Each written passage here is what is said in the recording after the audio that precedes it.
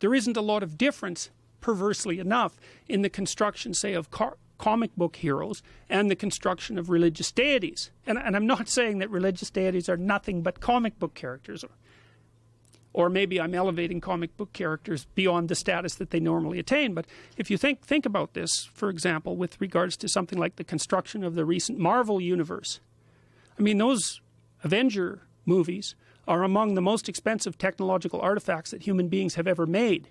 And they drive our computational capacity to its absolute limit. And the reason for that is because we're using that fictional space to lay out an archetypal and mythological view of the universe. It's a practice domain for modes of being. And I mean, in the Marvel universe, obviously Tony Stark, Iron Man, is technological man, right? He's trying to develop a real relationship with his partner, Pepper Potts, who's, you know, her own sort of independent woman. And he's attempting to use technology to build himself up into something that has the status of approximately a god, to transcend mortal limitation and all of that.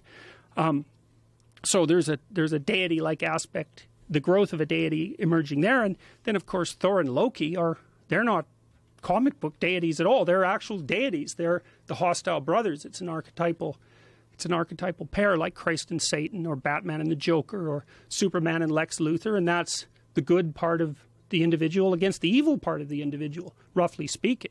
That's played out in these myths. And so that collective process that you described, whereby an entire group of people comes together to decide what the central religious text is. I mean, on the one hand, you can think of that as the gerrymandering of a religious process. Maybe that's something that's only devoted towards the acquisition of power, like that would be a Marxist analysis.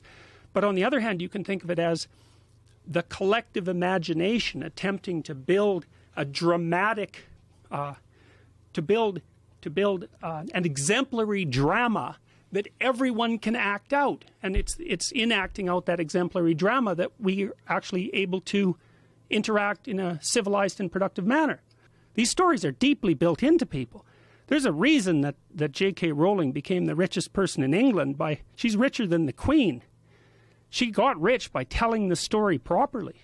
You know, and the second volume of Harry Potter, when there's the basilisk underneath the castle that turns you to stone when you look at it, that's everything that people are afraid of. That freezes you like a rabbit freezes when it sees a wolf.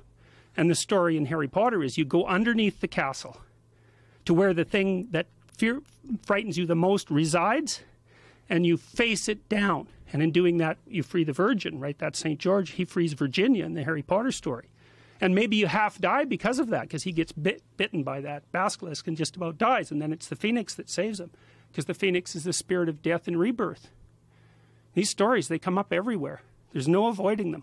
And it's because they're true. But they're not true like scientific truths.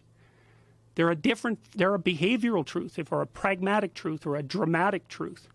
And part of the reason that our society is so damn unstable now, and part of the reason all this weird chaos is emerging, this is a consequence of Nietzsche's observation back from the late 1800s about the death of God.